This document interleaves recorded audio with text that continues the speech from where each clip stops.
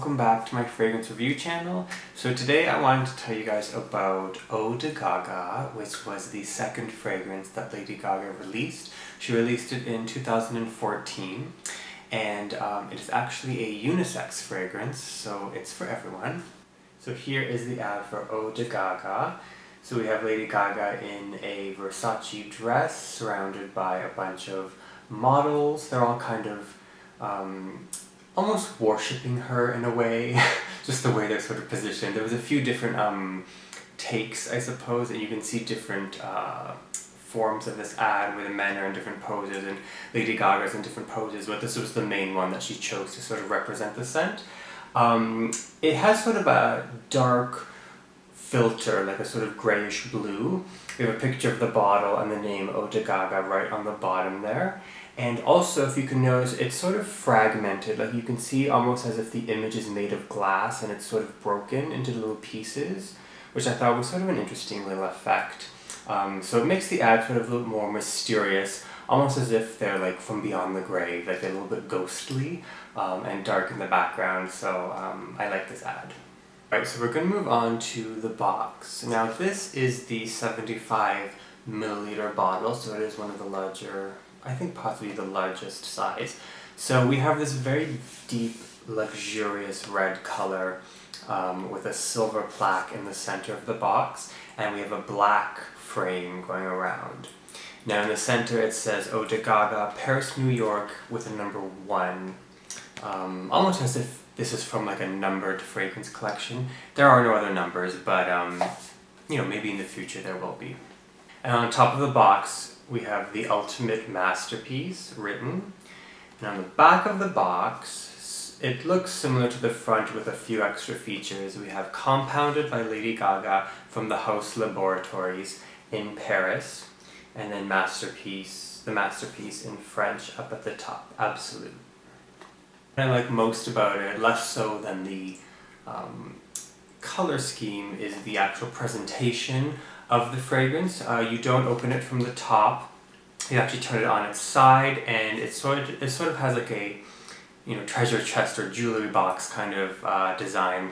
So you open it from the side, and then the fragrance is presented sort of laying in a velvety little black bed. We have the bottle of Eau De Gaga. Sort of a soft encasement with 2 indents on the side that you can grab it and pull it out. It's a very simple, classic fragrance bottle design. It's just a solid black rectangle. We got the square cap on the top and the silver plaque in the center. It says Eau De Gaga number 1. Nothing on the back. Now this is it's completely solid, so you can't see how much you have left. Also, it does leave fingerprints because of the color of the glass. I remember when I used to work in the fragrance industry, the ladies who were selling the Chanel bottles, they would always wear these special gloves because they didn't want to leave, and they weren't allowed to leave any fingerprints on the bottle.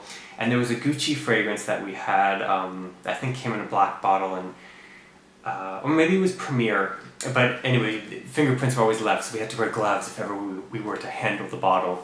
Anyways, I kind of wish I had a pair of those gloves because I want to keep this sort of solid. Anyway, it's just a little thing. You can always just sort of like rub it off to kind of polish it up again. So the lid just pops off like that, and black sprayer as well. So this is a unisex fragrance, and what I love about it is that it's very simple in its design. There's actually only 3 notes in this fragrance. There is lime, there is white violet, and there is leather.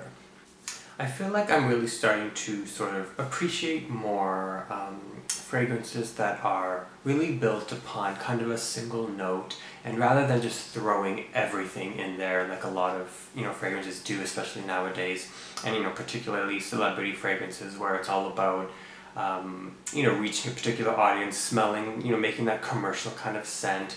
They're always throwing fruits and vanilla in there. You know, this fragrance doesn't have any of that sort of quality.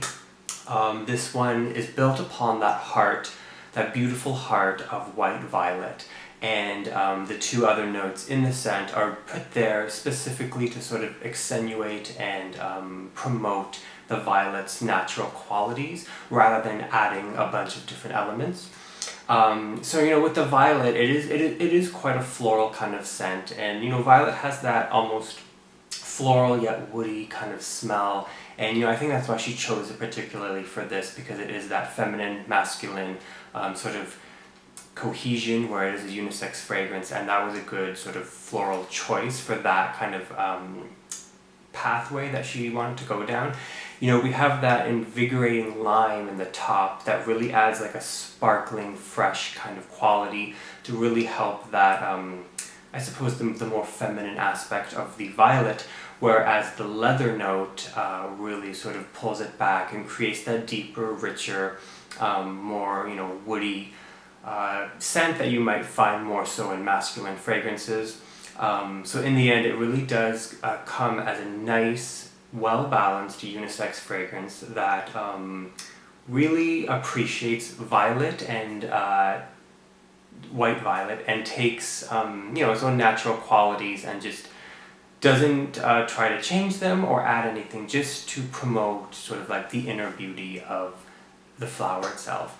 You know, with her first fragrance, Fame, released in 2012, that one, you know, it had some unique elements to it, but it also, in my opinion, kind of fell more under the fruity floral. You know, it was marketed towards women, and in the end, you know, I sort of feared that it would follow the path of a lot of fruity floral celebrity scents geared towards women, whereas they're kind of the flavor of the month, and they sort of get shelved with all the rest and fade to obscurity. You know, that's what my fear was for that one, and I feel like nowadays no one talks about it much. Like, I feel like that it kind of fell into that, whereas at least with this one, I think it'll, at least for me, it'll kind of be a fragrance that was different and simple and didn't really try to please everyone. It just tried to sort of appreciate that single note of the white violet. I do find it perfectly wearable. It's not too heavy, it's not too light. It certainly does have feminine and masculine elements. I think that it's kind of one of those scents that if you smelt it on someone or if you smelt it lingering, it has a bit of a mystery to it, like you don't know who was wearing it. I think it's more Lady Gaga than Fame was. Now, having said that, I hope I have appeased some haters because I received a lot of criticism and hate for my review of Fame. I reviewed Fame back in, I guess, 2012. Seems like ages ago. You know, I haven't watched it since, so I don't even remember what I said. I don't really like to watch my videos. But, and I haven't read, I mean, I don't read all of my comments, but I did, you know, every so often I'll see something on that video saying how, you know, I hate Lady Gaga, and all I really remember saying is that, you know, the scent was fine, but I didn't think it was, I don't think it stood out from a lot of the celebrity fruity florals geared towards women that were already there. Like, I just expected something a little bit more mysterious, a little bit more out there from Lady Gaga, which I don't think is a bad review. It was just, you know, my opinion. And here we do have this scent, sort of the scent that I always wanted from her. I wanted it to be unisex. I wanted it to be a bit more beyond the realm of fruity floral fragrances, and it is. So that's all I'm going to say about that. Alright guys, I'm going to wrap up the video now. I don't have any additional products for this scent. I just have the bottle. I didn't really want to get the different products. I kind of wanted this box to have that sort of, you know, dynamic or dramatic presentation of that, because, you know, I love to keep all my boxes, so I can't really review the products much. One sad bit of news is that I heard Lady Gaga say this, I think this was in 2015, she might have said this, that this was her last fragrance. She didn't want to do any more fragrances. She didn't elaborate too much on why, but I think it just wasn't really, you know, part of her creative expression. She wants to more focus on the music and, you know, her own career in that way and not so much in making these sort of products. So this might be the very last fragrance we get from her, you know, the second and final. So, you know, if it is, that's unfortunate, but at least we do have this one and Fame if you are, you know, more of a fan of that one. I would like to see more from her in the future in the terms of fragrances, but I guess I'll have to wait and see.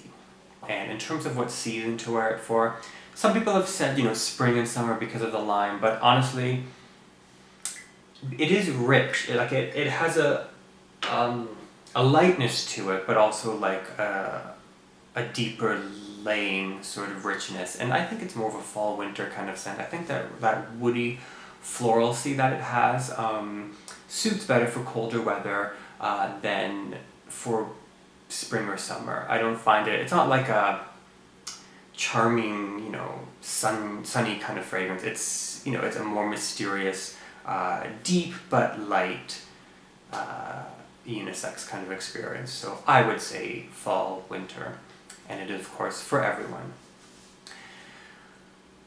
I guess I didn't wrap up the video at all, I just kept going.